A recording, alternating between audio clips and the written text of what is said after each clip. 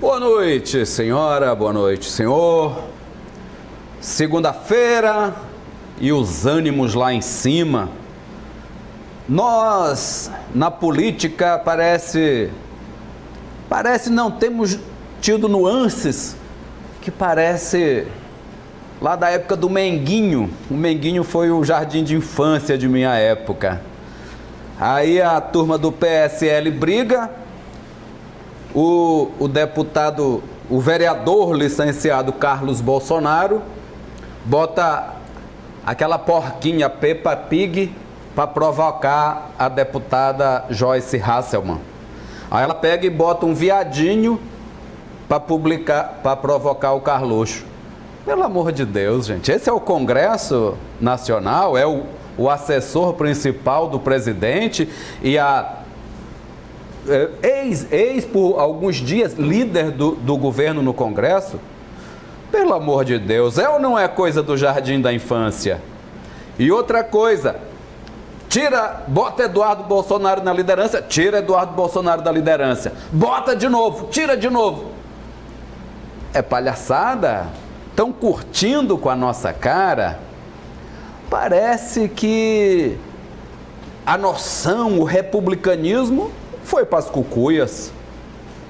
Aliás, parece que a embaixada brasileira também foi para as cucuias, na mão do deputado Eduardo Bolsonaro, ou a própria embaixada.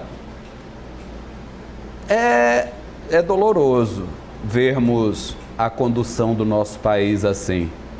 E eu acho engraçado que pessoas ligadas ao governo costumam dizer que quem não é ligado ao governo é contra o Brasil. Nenhum brasileiro é contra o Brasil. O senhor, quando está de mal com a sua senhora, faz coisas para quebrar a sua casa? Quebra copo, É lógico que tem uns malucos aí, mas isso não é o habitual. Ninguém quer estragar a própria casa. Ninguém é contra o Brasil.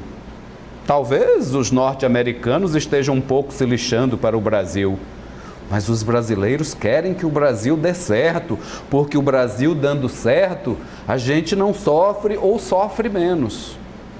Essas pessoas deveriam primeiro se dar ao respeito e depois respeitar 220 milhões de brasileiros que estão muito preocupados com o futuro de suas famílias e do nosso país. Por falar em futuro, existe futuro sem estudo? Sem pesquisa?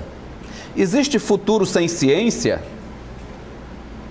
Parece que tem gente que acredita que é só meter o facão nas verbas das universidades, perseguir as universidades, mas é lá que é gerado o conhecimento.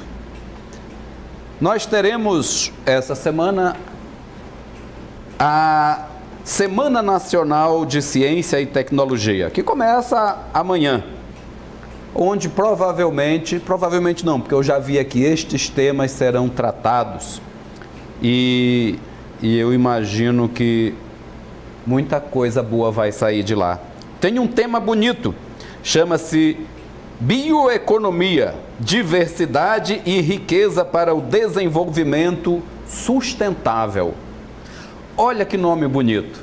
Para falar sobre essa beleza de nome, nós recebemos o secretário de Estado da Ciência, Tecnologia e Inovação, Davi Telles. Secretário, seja muito bem-vindo. Prazer, Geraldo. Prazer, Natanael. Sempre uma alegria estar aqui com vocês e estar aqui novamente. É sempre muito bom bater esse papo. Obrigado, secretário. E aí, presidente? Vou me ausentar de comentar sobre o Pega Fogo PSL, porque eu estou até de vermelho e vou até me abster, vou dizer que eu sou comunista. Pois né? é. Eu sou petista, né? Mas uma coisa é certa, sabe, porque o sentimento lá, eu perdi, né? Vou dizer que eu perdi tempo, porque a informação, né, ela precisa ser adquirida, mas eu assisti os 22 minutos de vídeo da Joyce Hasselmann, né? Com cuidado, e ela usou a palavra traída várias vezes. Mas o que ela não fala também, né, que a traição dela, que ela se sentiu traída, foi quando o presidente declarou que ia apoiar o Datena lá em São Paulo para prefeito. E ela, com aquela sua votação expressiva que ela teve, estava nutrindo, trabalhando, né, assintosamente no Congresso para se mostrar ali a pessoa leal do Bolsonaro, e o Bolsonaro escolheu o Datena. Aí ela votou contra aquela medida provisória, aí começou a guerra e terminou onde terminou. Ou quer dizer, não terminou ainda, né? É triste. E o Brasil com 13 milhões de desempregados, com 60 milhões de pessoas inscritas no Serasa, e assim, com as universidades quebrando. E o que dói ainda é assim, os defensores mais ferrenhos, né, do presidente, dessa nova política que eles venderam e não entregaram, Geraldo, é que não dão o braço a torcer, né, que fizeram, né, caca, não chamar de criancinha. Eles merecem, fizeram caquinha. Isso. É um nome, acho que adequado todo a mundo eles. Brincando lá no negocinho. Botando figurinha para insultar uns aos outros. Secretário, o senhor que está ali na linha de frente de um governo estadual, há um sentimento contraditório dentro desses altos ciclos da política por conta de atitudes como essa que nós vimos acompanhando? A gente observa com muita preocupação isso tudo, porque quando a gente chega no fundo do poço, a gente percebe que tem uma passagem secreta lá no fundo do poço que dá acesso a algo ainda mais fundo. Nós achávamos que tínhamos chegado ao absurdo dos absurdos, com o início do governo Bolsonaro, com os escândalos proporcionados pelos filhos, com a proximidade com as milícias, com a descoberta de todos os problemas envolvendo o Queiroz e a proximidade do Queiroz com seus filhos, e um absurdo atrás do outro, um insulto à esposa do presidente Macron, meu Deus do céu. E aí a gente se depara com o inimaginável, o presidente da República não dando conta de conter minimamente o seu próprio partido, botasse uma cerca de civilização no seu próprio partido. Mas não por conta da fofoca, não por conta do interesse da disputa do subjetivo. Eu acho que o que preocupa é que o Brasil está um navio absolutamente à deriva. A gente não tem uma condução para resolver os problemas socioeconômicos do país. Que são graves, São né, graves, e o Brasil já vai amargando uma crise. Um ano. Não, uma crise econômica. Desde 13, 14. Há mais de 4 anos. Né? Um país com 210 milhões de pessoas, como você falou. Eu aumentei. Mas enfim. Mais de 200. 210 ou 220 que seja. O mais difícil é um país com essa população, com esse mercado consumidor, conseguir ficar tanto tempo em crise. Porque a gente sabe que a principal ativação da economia é o mercado de consumo em escala. E o Brasil consegue a proeza negativa de fazer perdurar uma crise que nem a macroeconomia explica. Por conta de uma falta de liderança, por conta de um projeto que não deu certo sendo acentuado. Então, é algo extremamente preocupante. E o que a gente tenta aqui do Maranhão emanar uma luz de sobriedade, de tranquilidade, de patriotismo, de investimento na educação, né, de tranquilidade, de racionalidade, de lógica, de respeito ao sistema constitucional. É isso que a gente tenta, dentro desse mar de contradições. Tu ia falar? Uma pena o hacker não ter, né, vazado, né, entrado lá no chat da família Bolsonaro, né? Eu imagino como é que deve ser esse chat, esse bom dia da família Bolsonaro ali, né? Carluxo, né? O outro lá, o Eduardo. Deve ser, né? É amedrontador. Se aparecesse algum hacker aí fazendo, né? Liberar pra galera aí, Tu teria coragem? De ver? Tu teria coragem? Não, de entrar lá nessa família aí? Não. Nem eu. Aquele choque assim, mais direto entre o governador Flávio Dino e o presidente melhorou, né, secretário? Acho que o governador mantém uma linha muito clara e consegue delimitar muito claramente o que é discordância ideológica, né, em relação a um projeto que é totalmente falido, inadequado para o Brasil, e o principal, dissonante dos valores constitucionais, que nós escolhemos em 87 e em 88, delimita isso muito bem e consegue fazer um diálogo institucional maduro, sóbrio, claro, racional. Afinal de contas, o Bolsonaro foi eleito. Ele é o titular do Poder Executivo Federal. Como é o presidente que temos. E é com ele que os titulares dos executivos das unidades da federação têm que tratar. Então, assim, o mundo não é o que deveria ser. O mundo é o que é. Nós até lutamos todo dia para o mundo tornar-se o que a gente quer que ele seja. Mas o mundo é o que é. E a gente tem que lidar com esse mundo, claro, sempre na perspectiva de transformá-lo. E esse mundo que está aí no Brasil é o que a gente tem que transformar com a maior pressa possível. Até me lembrei de Gonçalves Dias agora, por falar em luta. Mas a gente fala de Gonçalves Dias no próximo bloco. A gente faz uma paradinha e volta aqui para falar da Semana de Ciência e Tecnologia. Já, já. Voltamos aqui com os analistas. Hoje recebemos o secretário de Ciência, Tecnologia e Inovação, Davi Teles. Secretário, amanhã começa, de fato, a semana. Ela é organizada pelo Ministério, né, ou seja, a gente terminou o primeiro bloco falando do relacionamento entre Estado e União. Foi tudo certinho, porque isso acontece no país inteiro, né, a semana? Isso é um bom exemplo de um maduro relacionamento institucional. Nós temos uma boa relação com o Ministério da Ciência, Tecnologia, Inovações e Comunicações, tanto com o ministro Marcos Pontes, como com o secretário Júlio Semeghini, que foi até colega de parlamento com o governador Flávio Dino, do vice-governador Carlos Brandão, né? Já foi companheiro de partido do vice-governador Carlos Brandão. Temos um bom relacionamento, a gente considera que é um setor do governo, inclusive dos mais lights, né? Com o qual nós conseguimos manter um razoável diálogo, um bom diálogo, um produtivo diálogo. Temos um excelente relacionamento com o presidente da Agência Espacial Brasileira, que é o presidente Carlos Moura, e com o seu staff da agência. A semana, ela é nacional, sempre foi nacional, esses mais de 15 anos, é a semana SNCT, Semana Nacional de Ciência e Tecnologia. Mas no Maranhão, no Piauí, na Paraíba, no Rio, cada estado organiza a sua, da mesma maneira que as instituições de ensino podem articular as suas programações de semana. Há muitas prefeituras no Brasil que articulam suas próprias semanas, com os prefeitos fazendo as suas próprias programações. E claro, que fundamentalmente as 27 unidades da federação também organizam as suas semanas estaduais. E a nossa Semana Nacional de Ciência e Tecnologia no Maranhão, organizada pelo governo do Maranhão, há 3 anos que vem sendo muito bem ranqueada, porque essas semanas elas são ranqueadas. Nós estamos há algum tempo entre a 6ª e a 7ª do Brasil e a 3ª do Nordeste, seja em organização, em quantidade de atividades, relevância científica das atividades que nós proporcionamos. Então é uma semana nacionalmente reconhecida. Inclusive são 300 atividades, né, secretário? Isso porque nós diminuímos com todas um pouco. Era mais ainda? Normalmente a gente faz entre 500 e 600 atividades. Dessa vez, como nós resolvemos fazer uma semana menor na Casa do Maranhão, nós percebemos que poderíamos gerar algum transtorno fazendo muitas atividades dentro da Casa do Maranhão. Então a gente resolveu fomentar mais a qualidade das atividades do que efetivamente a dimensão quantitativa.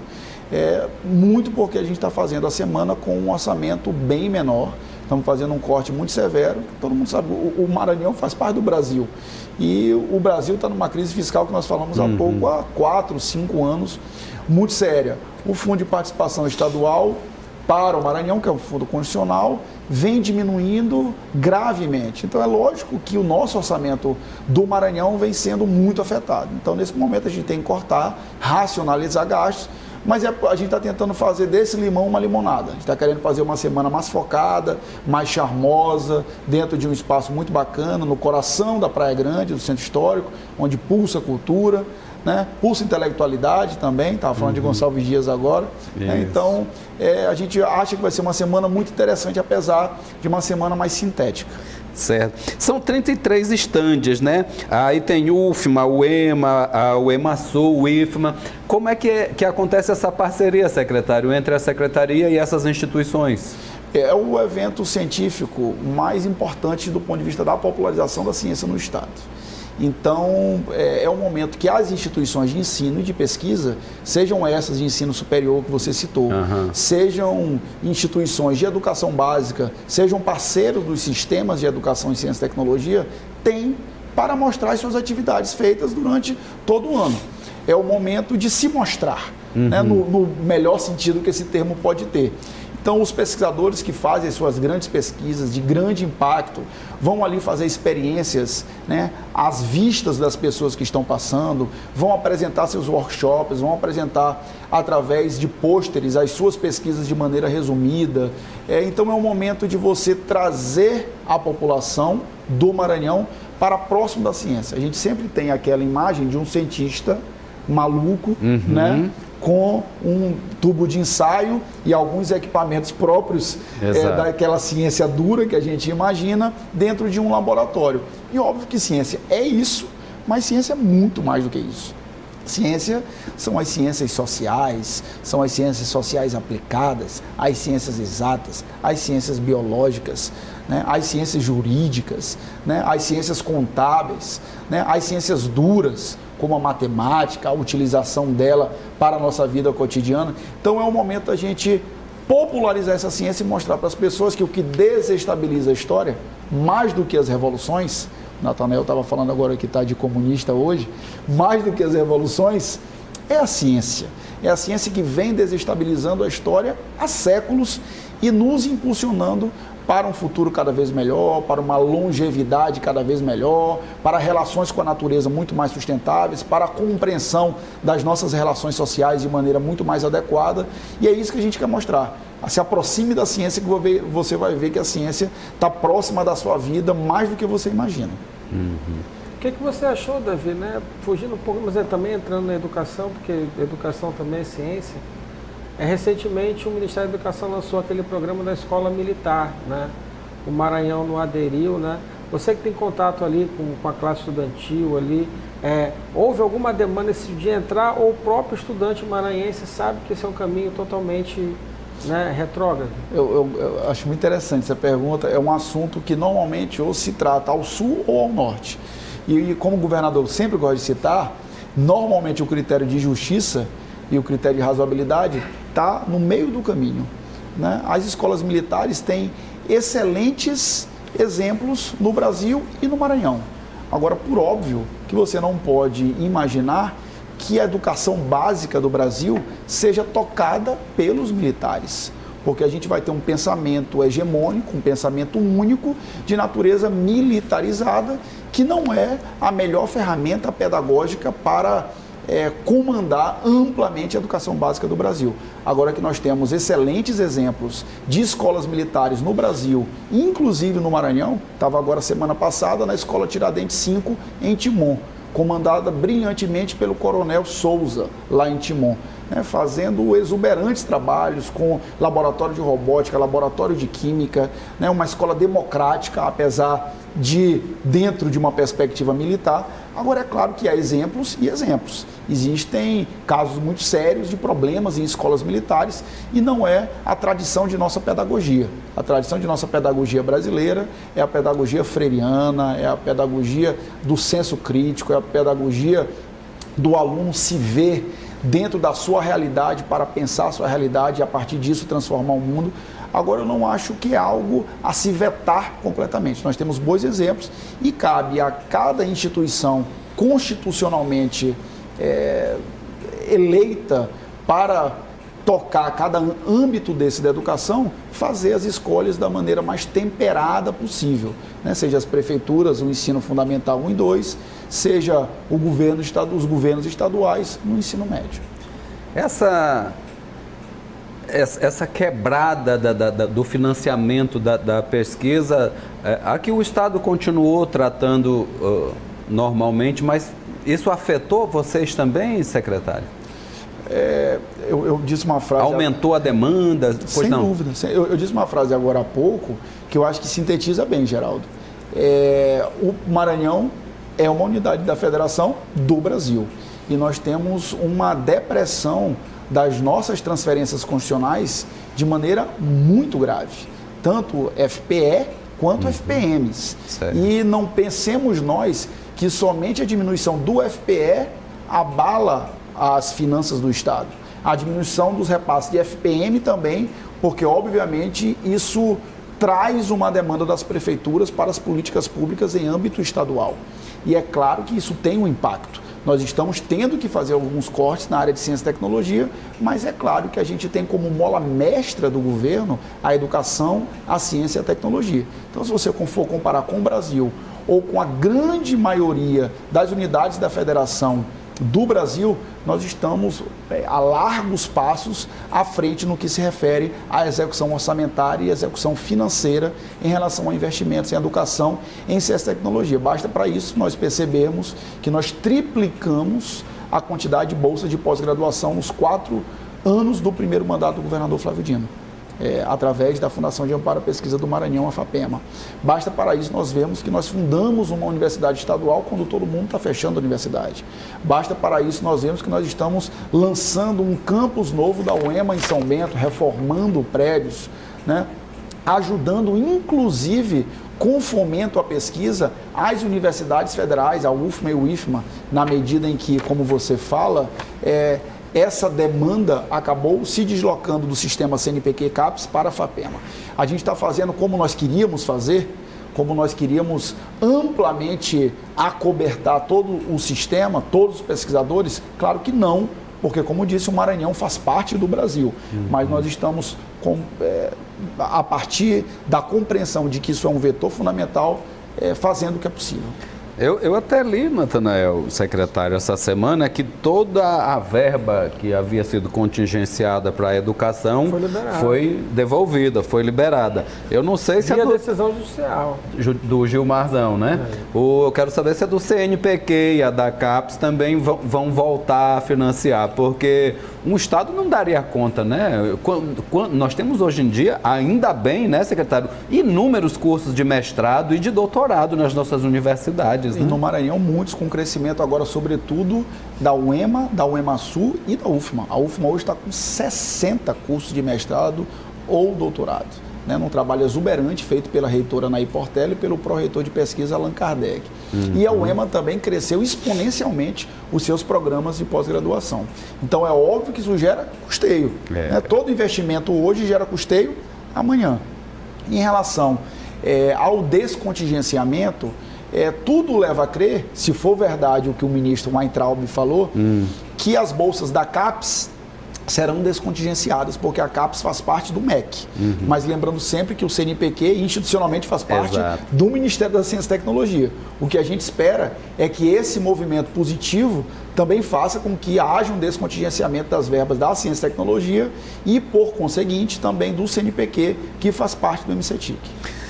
Eu, se tivesse que tratar, eu preferia com o astronauta do que com o Weintraub, viu, Natanael? Até porque, Geraldo, né, já que estão pagando cartão de crédito 4,5 milhões, né? Vamos destravar a educação também, senão fica muito na cara, né? Para os Estados Unidos aí, né? O astronauta, o ministro Marcos Pontes, é uma pessoa de muito bom trato. Ele é muito simpático. Reconheçam, justiça seja feita, uma pessoa de bom trato, o staff direto, agradável, o staff direto dele é composto por pessoas de bom trato, e alguns órgãos vinculados ao MCTIC também são geridos por boas pessoas. Ótimo, mas todo mundo que vive no mundo da Lua tem uma simpatia extra. A gente tem um ranking aqui dos melhores, né? Que a gente precisa fazer, assim, o da infraestrutura, que a gente considera muito preparado, inclusive, né? E o Marcos Pontes aí vem logo em seguida, ele até pela história dele, né? Ninguém sacaneia, brinca, mas não é fácil o cara chegar a um programa de astronauta da NASA, chegar onde chegou, né? Agora é sempre bom sublinhar, todo esse programa foi concebido no governo que hoje é tão execrado pelo Bolsonaro. Por eles, né? Isso foi pensado dentro do governo Lula. Sempre bom sublinhar. Certo. Vamos fazer nossa paradinha e voltamos já já. Voltamos com os analistas. Hoje falamos de ciência e tecnologia, principalmente da semana que acontece agora. Recebemos o secretário Davi Telles, secretário de Estado de Ciência e Tecnologia. Secretário, esse tema aqui que me chamou, hein, Natanael? Tu vês como é belíssimo. Biociência, diversidade e riqueza para o desenvolvimento sustentável. Bioeconomia.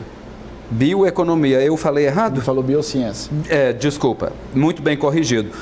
Secretário, aqui tem umas palavras que me parece que não surgiram de dentro do governo Bolsonaro, porque, por exemplo, diversidade não é algo que o governo federal trate com simpatia.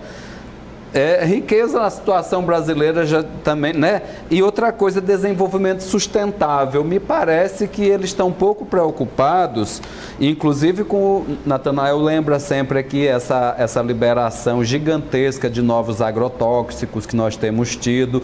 Ou seja, essa semana aqui está buscando combater isso ou implantar, trazer um pouco de diversidade, de sustentabilidade para nós? Esses temas das semanas anuais, eles são temas definidos muito tecnicamente.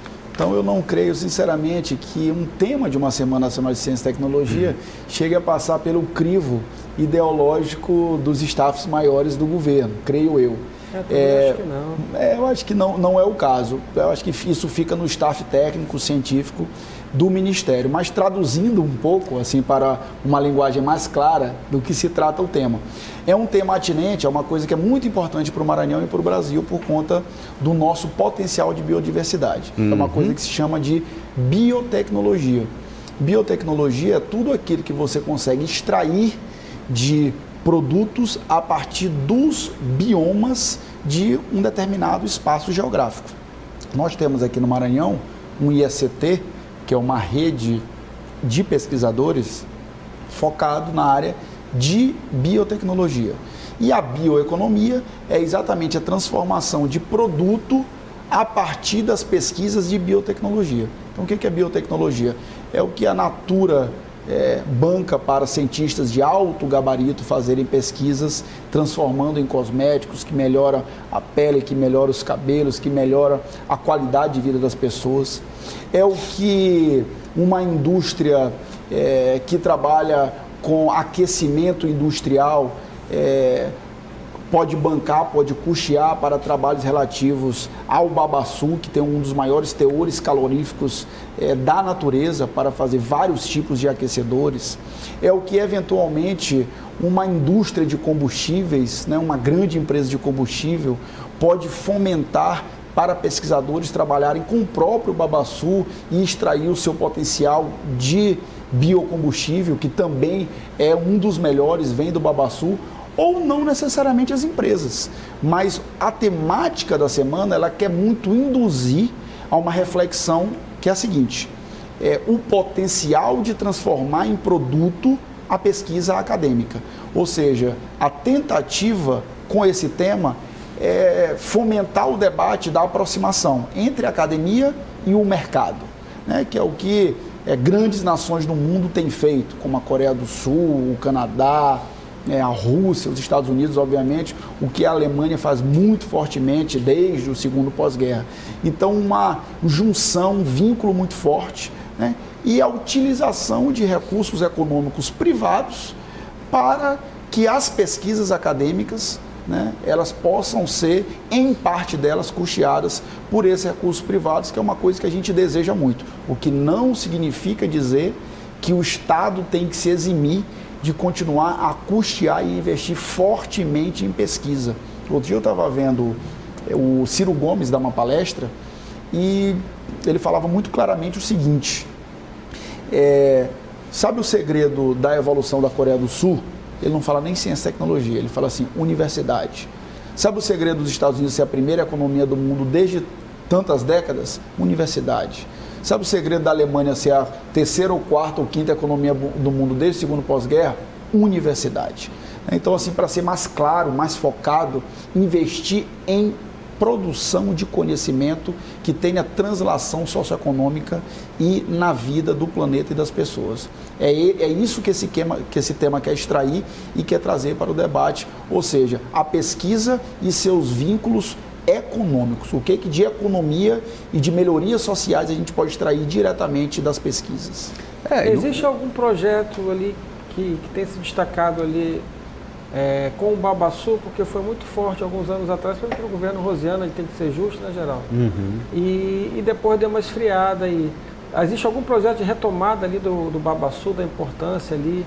Eu diria que, data vênia, permitindo discordar de ti um pouco, eu acho que os sucessivos governos aí que perduraram no Maranhão em muitas décadas, deram pouco ou nenhuma atenção para o babaçu. 80% do babaçu do planeta Terra está no Maranhão. Alguns dizem que até um pouco mais de 80%. O babaçu é a melhor matéria-prima para uma infinidade de combustíveis, é a melhor matéria-prima para uma infinidade de cosméticos, é uma das matérias-primas com maior teor calorífico para aquecimento industrial e para combustão industrial e para outras utilizações. Se você for fazer a matriz de aproveitamento do babaçu, você vai ver que ele é a melhor matéria-prima para quase tudo. E nesse nosso governo, desde o primeiro mandato do governador Flávio Dino, mas nesse também, nós estamos focando na pesquisa acerca do babaçu. Eu citei agora o ISCT de biotecnologia, mas nós implantamos no começo do ano passado o ISCT babaçu. Nós estamos financiando pesquisas de mais ou menos 15 a 20 pesquisadores somente sobre o babaçu. Isso é algo inédito no Maranhão. Pesquisadores de todas as universidades maranhenses, da UEMA, UEMASU, UFMA, IFMA, do SEUMA, de universidades privadas, para trabalhar a riqueza que o babaçu tem. E por que a pesquisa em rede? Porque a pesquisa em rede ela pode ser mais barata. Às vezes tem um pesquisador numa universidade que está pesquisando uma coisa muito parecida com o pesquisador de outra universidade. Ela é mais ágil e ela é mais eficaz. Então, daqui a mais ou menos 6, 8, 10 meses, nós teremos resultados muito expressivos dessas pesquisas do ISCT babaçu para o proveito do Estado. Eu vou lhe fazer uma pergunta aqui que se o senhor não se sentir à vontade para responder, não responda. Porque não é diretamente. Nós temos tido nos últimos 10 anos um avanço muito considerável do agronegócio no Maranhão, que está tomando a região de Cerrado maranhense, vencendo primeiro com o eucalipto, hoje em dia com a soja. Isso não coloca o babaçu em risco? O que tem colocado o babaçu... É sustentável? O babaçu tem estado em risco por uma confluência de fatores, né? Pelo próprio êxodo rural, né? Pela própria dificuldade de fixação e permanência das famílias que têm tradição de exploração do babaçu, e isso é algo que a gente já percebe nos últimos 12, 13 anos, né? A tentativa de que a reprodução das mesmas formas de vida, né, das quebradeiras de babaçu, que é uma vida muito dura, ela não é algo desejado pelos descendentes, é algo absolutamente compreensível, né? Isso é um dos itens, um dos fatores fortes. Um outro fator forte é exatamente a substituição da ocupação desses territórios por monoculturas. Isso é um outro cenário. Uma coisa que os cientistas apontam também é que de tempos em tempos a cobertura vegetal do babaçu, as palmeiras de babaçu, passam por um processo de entre-safra que são bastante longas. Isso é uma coisa que as pesquisas também vêm apontando. E o que a gente tem que trabalhar agora essencialmente é o seguinte: nós temos uma lei que proíbe a derrubada de babaçus. Que vive sendo desrespeitada, né, secretário? Mas, em tese,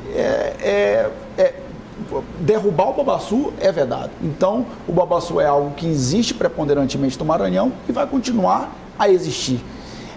Segundo elemento, o babaçu é a melhor matéria-prima para uma infinidade de produtos, como já falei. A gente tem que utilizar esses dois elementos para transformar num extrato de conclusão científica e econômica que seja interessante para nós. As palmeiras vão continuar lá, ainda que muitas delas estejam sendo derrubadas, e o uso delas é extraordinário. Então, a partir disso é que a gente está tentando fomentar isso. Mas que as monoculturas avançam sobre as coberturas vegetais de babaçu. Isso acontece aqui, acontece no Tocantins, que tem muito babaçu. E é um pouco a lógica do agronegócio no mundo e no Brasil todo. Corre o risco de acontecer com o babaçu o que aconteceu com a Jussara, que perdeu espaço até no próprio Maranhão e até mudou de nome para Açaí, né, derivado da influência ali do Pará. Tem esse risco ali, porque não tem essa valorização do produto que é nosso, a própria sociedade acaba caindo no esquecimento, né? Olha, há teses de economia que defendem, inclusive, que parte da pobreza, da miséria do Maranhão está associada aos modos de vida que se relacionam com a extração do coco-babaçu. Não concordo com essa tese, mas existem muitas pesquisas em ciências sociais e em ciências econômicas, né, que é uma ciência social aplicada, nesse sentido, né, que uma das causas da pobreza é exatamente essa lógica muito, que orbita muito esse modo de vida do babaçu. E nesse sentido, tem gente que defende que há de haver uma superação dessa forma de organização da economia, sobretudo nas áreas de cobertura vegetal mais preponderante de babaçu. Eu acho que nós temos que fazer o contrário.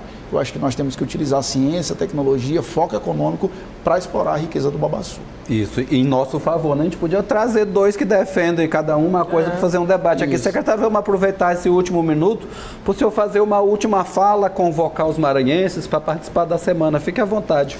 Muito bem, é uma excelente oportunidade. Amanhã é a abertura da Semana de Ciência e Tecnologia, às 18h30, lá na Casa do Maranhão, ali em frente ao terminal da Praia Grande. Marítimo da Praia Grande, ali na curva da Beira-Mar, né? Um prédio histórico belíssimo, que é a Casa do Maranhão, às 18h30.